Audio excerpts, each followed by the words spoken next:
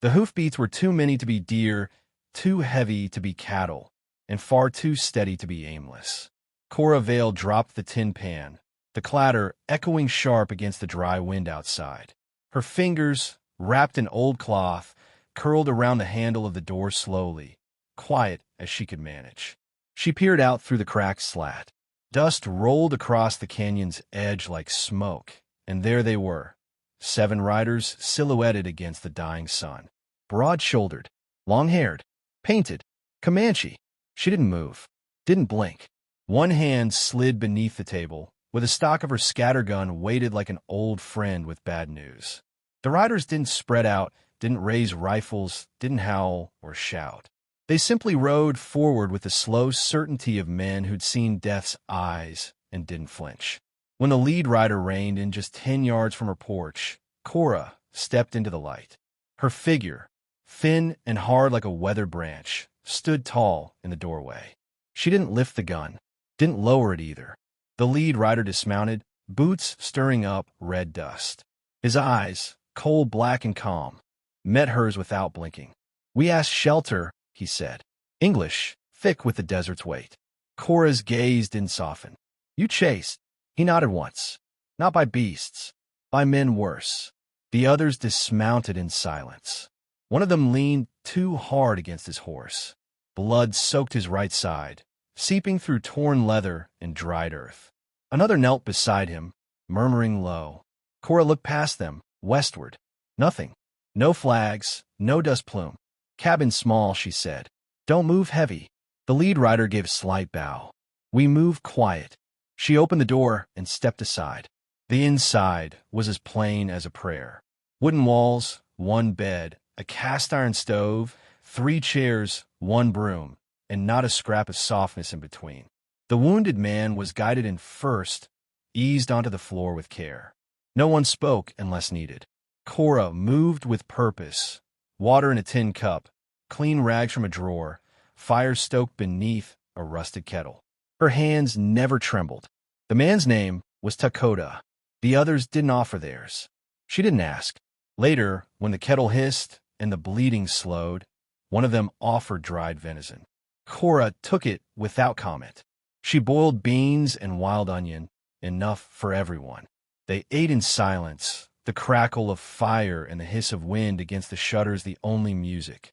Every so often, Takota's eyes would meet hers. Not in challenge, in question. She met them like she met the wind, tired but unyielding. "You live alone?" one of them finally asked, voice low. Cora didn't answer. She didn't have to. The Comanche didn't press. Night settled over the canyon, dark and wide.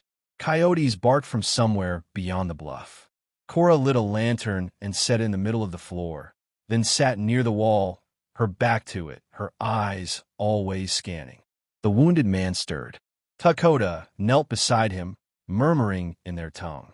He laid a steady hand over the man's heart, then looked at Cora. "Your land is still sacred," he said. She didn't answer that either. Time passed the way it does in places where clocks don't matter. One by one, the riders drifted into sleep, their heads resting on saddle rolls, their bodies curled by the fire. Only Takota stayed awake, sitting opposite Cora, watching the flame flicker in the lantern. "You fought," he said softly. The air in the cabin grew still. She stared at him. He nodded toward her hands. They moved like someone who's drawn iron before. Cora leaned forward, slowly, until the firelight caught the pale scars on her fingers. "War makes ghosts," she whispered. Takota tilted his head. "We carry many." A long silence stretched. Then he said, "The men who hunt us wear blue, but not like soldiers. Their flags are torn, their hearts empty." Cora's jaw clenched. She rose, took the kettle from the coals, poured 2 cups of bitter black, handed him one. He drank without breaking eye contact. "You trust me?" he asked. "No," she said, "but I trust silence. You didn't come here screaming." Takota gave the smallest of nods. Outside, the wind changed, shifting from dry to sharp, cutting from the west. Cora moved to the window. Far off, a flicker of fire on the horizon, tiny but growing. Takota stood beside her. They burned homesteads first, ride after second. Cora's voice came low and steady. You'll stay till dawn. Then you ride. If we ride, we die. She turned to face him. He added, they'll come here. Cora looked back at the faint glow. Her fingers curled into a fist at her side. I ain't buried my last ghost yet, she muttered. She walked to the wall, pulled down the shotgun, checked the barrel, and leaned it beside her chair like she'd done 1,000 nights before. Dakota watched her. He didn't smile, but something like respect passed between them. You got a name, widow? Cora. He nodded. She didn't ask for his. The fire burned low. The wind howled once through the cracks in the walls, then fell silent, like it remembered the place, like it didn't dare knock. And somewhere out in the dark, Death rode with a crooked badge and a stolen bugle, hunting men who refused to die easy. But inside that cabin, with a scattergun resting by the fire and a woman whose eyes hadn't blinked since dusk, there was no fear, just waiting. And the wind, finally quiet, the scream came in the middle of the night. Not loud, not human, a broken, animal sound from the man bleeding on Cora's floor. The wounded Comanche thrashed once, his arm flinging wide, knocking over a tin cup. Dakota was on him fast, hand pressed to the warrior's chest, murmuring low in their tongue. The man stilled. The cabin breathed again. Cora didn't move from her corner, eyes wide open, shotgun across her lap. She whispered, he feverin'? Dakota nodded once, not looking away. Wound runs deep. Cora stood and crossed the cabin, pulled open a drawer. Dried moss, whiskey, and a rusted needle came out. She knelt beside the man, handed the herbs to Dakota, and took the bottle herself. Her hands were steady even as the sweat rolled off the wounded man's brow like rain off stone. Hold him, she said. She poured the whiskey over the wound. The man screamed again. Cora didn't flinch, just started sewing. When it was done, and the blood slowed to a lazy drip, she sat back against the cold stove. Her arms were streaked with red, her breath shallow. Dakota handed her a clean cloth. You've done this before. She took it. Too many times. A long silence passed. Outside, the wind scratched the eaves like fingers too tired to knock. One of the other Comanche, barely more than a boy, asked, You fought in the war? Cora didn't answer. Just stood, wiped her hands, and walked to the far corner of the cabin. A knotted rug lay there, frayed at the edges. She towed it aside with her boot. The wooden plank underneath was darker than the others. She crouched, slipped 2 fingers beneath the lip, and lifted. The trapdoor creaked like an old curse. Beneath it, blackness colder than the night outside. You'll hide down there if they come, she said. The boy frowned. A cellar. Cora didn't look at him. A grave. If you make noise. Dakota crouched beside her, peering down into the dark. You built this for them. She didn't answer. He looked at her again. Or for you. Her jaw tensed. She dropped the door shut and walked back to the chair by the fire. Saturday. Took up the shotgun again, like it was part of her ribcage. Dakota followed, but he didn't sit. He studied the shelves, thin rows of canned peaches, old tobacco tins, a brass spyglass with a cracked lens. His eyes paused on a small iron box tucked in the back. He reached for it. Cora's voice cut like flint. Don't. His hand froze. She didn't raise the gun. She didn't have to. Dakota stepped back, sat across from her. The silence grew heavy between them, thick as bad weather. He broke it. I've seen that look before. Women who waited too long for men who never came home. Cora said nothing. He leaned forward, elbows on knees. But you didn't wait, did you? Her fingers tensed against the stock of the gun. Dakota nodded slowly, like he'd found a puzzle piece. You went looking. Outside. A coyote yelped once, then went quiet. Cora's eyes flicked to the window. Still no smoke. No riders. Just silence. Finally, she spoke. I was a spotter. Union scouts out of Kansas. My husband, he rode first. I followed. Dakota waited. He never came back. But I did. No more words. She stared into the fire, jaw set. Dakota looked around the room again, spare, careful, hardened. You never stopped watching for them, did you? Her voice dropped to a rasp. Didn't dare. He nodded.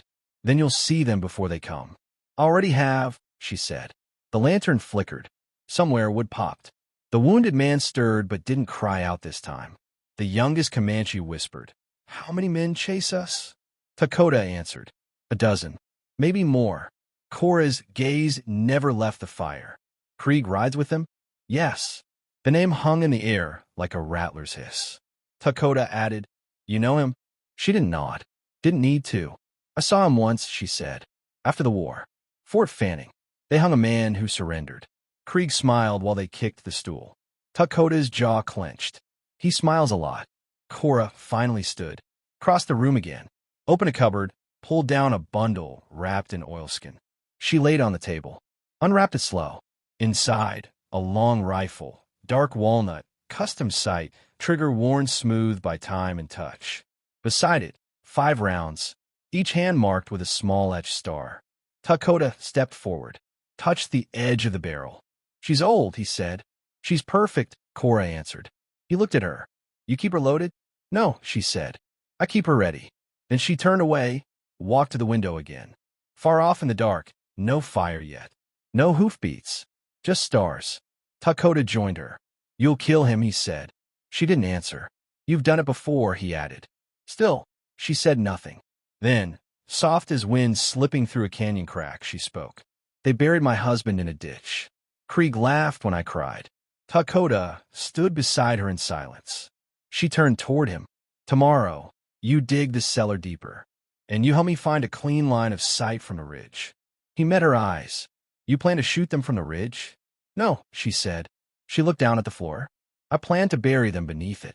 And somewhere under her boots, the ghost beneath the floorboards seemed to stir, quiet, waiting, and almost ready. The boots hit the ground first, heavy, deliberate. Dust billowed across the porch.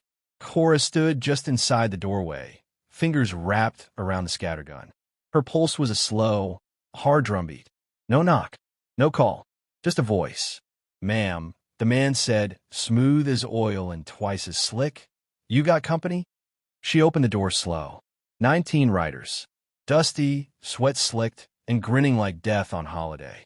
Their horses snorted, pawing at the dirt, rifles strapped tight across saddles. Blue coats, tattered, patched, stripped of insignia, hung off their shoulders like ghosts of what they used to be. Cora didn't smile. "You don't knock?" The man on the top step removed his hat. Silver streaks in his beard, thin scar across the mouth. His eyes, pale and empty as a buzzard's stare. "Major Silas Krieg." He grinned, half a smile, half a snarl.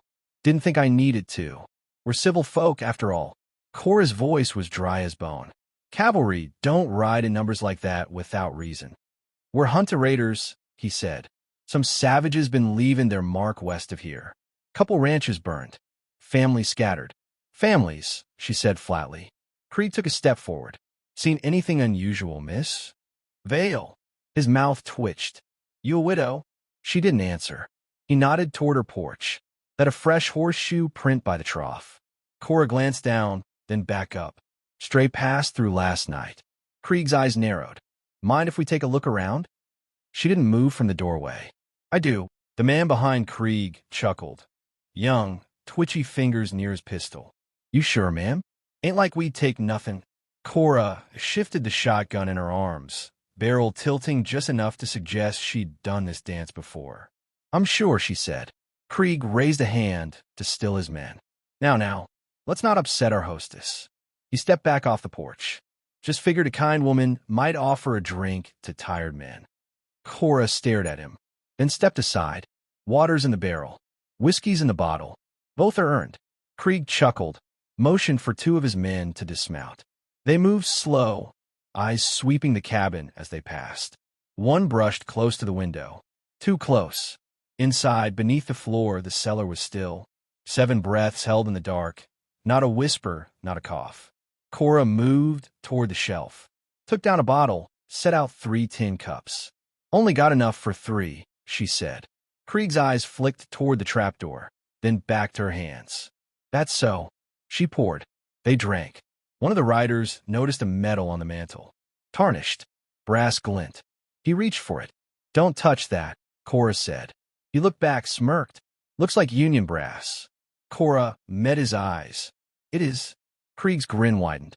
"Well now, Weren't expecting that. She didn't blink. Why's that? Just figured a woman living this far out didn't have much use for old wars. I don't, she said. But they have use for me. Krieg studied her a moment, then drained his cup and set it down slow. Well, he drawled. Don't reckon there's much more for us here.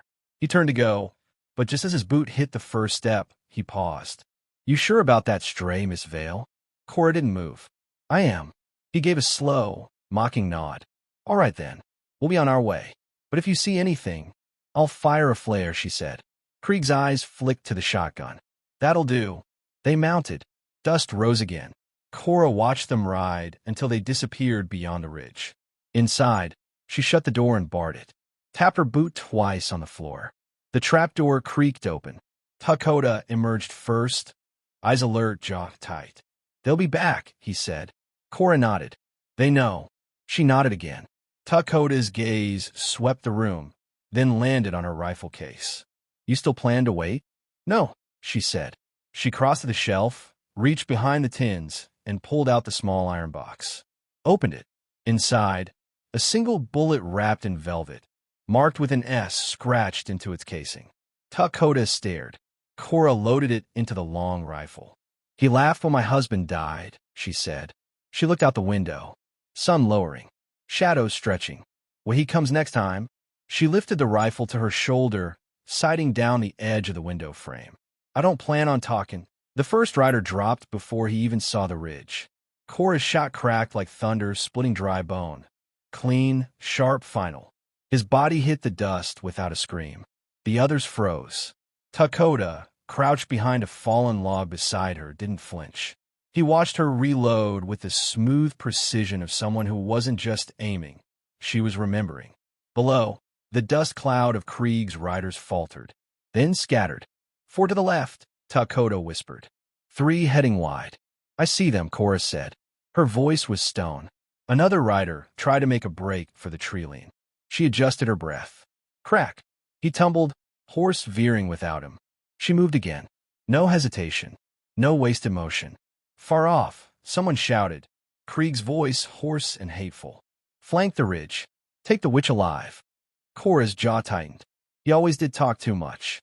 Below, the remaining men fanned out.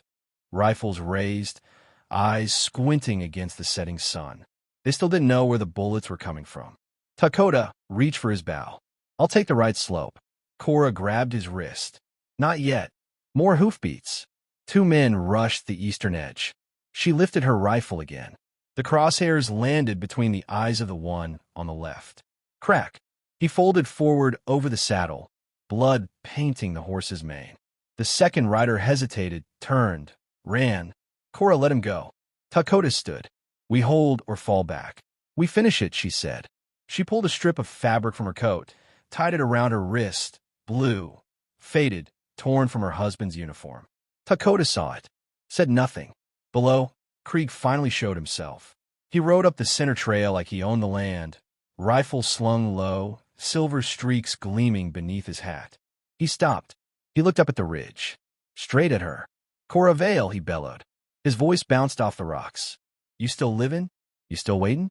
Or you finally crawled in the dirt like that boy of yours? She stared through the scope. Her finger trembled once, then stilled. She lowered the rifle, stood tall, stepped forward into the open. Dakota hissed, Cora, but she was already walking. Down the ridge, into the light. The wind whipped her coat. Her boots crunched the dry gravel. Rifle held loose in her left hand, barrel down. Below, Krieg dismounted, motioned for his men to hold. 10 yards between them when she stopped. Krieg smiled. Didn't think you had the spine. You never knew what I had, she said. You hid those devils. They're freer than you. He raised his rifle. One more step, and I'll put you down, widow. She lifted her own rifle.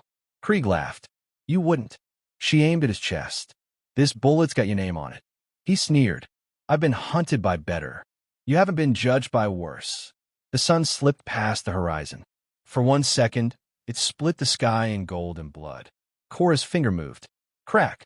Krieg staggered, dropped to his knees. A red flower bloomed on his chest. He looked up, confused, afraid. You weren't supposed to be merciful, she finished. He collapsed. Dust swallowed him. Silence. Then hooves. Dakota and the others surged from cover, moving through the canyon like ghosts unleashed. The rest of Krieg's men dropped their rifles and ran. None looked back. Cora stood over the body. Dakota approached slowly. It's done. She nodded. He dies remembered. Dakota tilted his head. You still carry ghosts. She looked out over the canyon. No, she said. I buried them all. The wind swept past her then, soft, cool, and, for the first time in years, gentle. Dakota placed a hand on her shoulder. All right, but I can return. Cora didn't answer. He turned, paused. She said without looking, only if the wind brings you. And as he rode off into the twilight, the storyteller's voice rose.